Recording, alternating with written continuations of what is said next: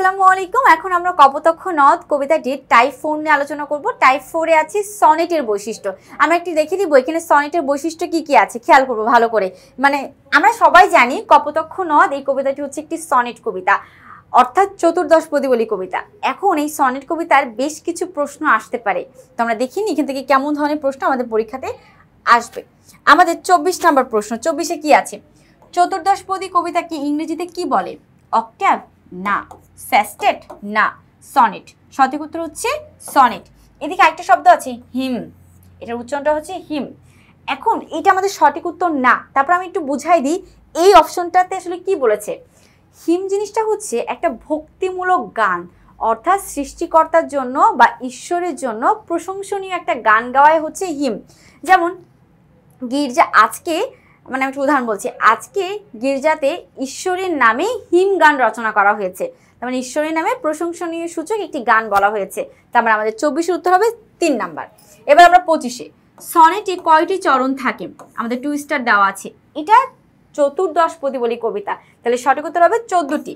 অনেক লেখক আছেন যে 16 লাইনের লিখে, অনেক লেখক আছে 18 লাইনের লিখে, অনেক লেখক 20 লাইনের 22 লাইনেরও লিখে থাকে। বাট আমরা এখানে আনসার করব কপোতক্ষ নদকে নিয়ে, যেহেতু এটা কপোতক্ষ নদ থেকে পরীক্ষায় প্রশ্ন এসেছে, তাহলে সঠিক উত্তর হবে 3।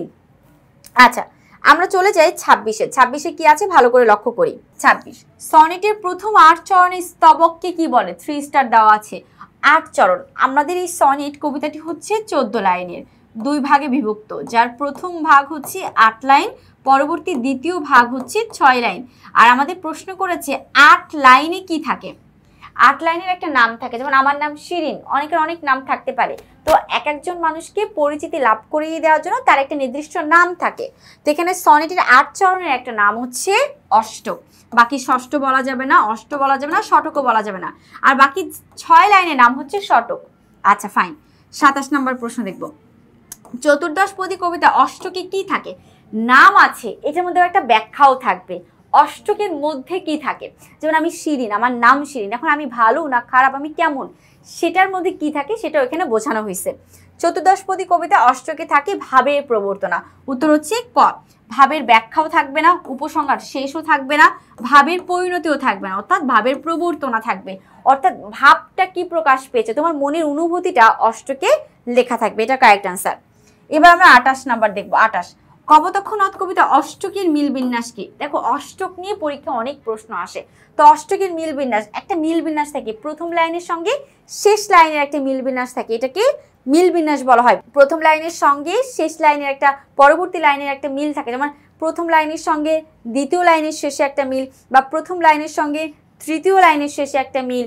এটাকে আসলে সনেট কবিতার বৈশিষ্ট্য বলা হয়। তো আমাদের কপোতক্ষ নদের একটা মিল বিন্যাস আছে, সেই মিল বিন্যাসটা হচ্ছে ক খ খ ক ক খ, এটা হবে না, এটা সনেটের মিল বিন্যাস, বাট কপোতক্ষ নদের না।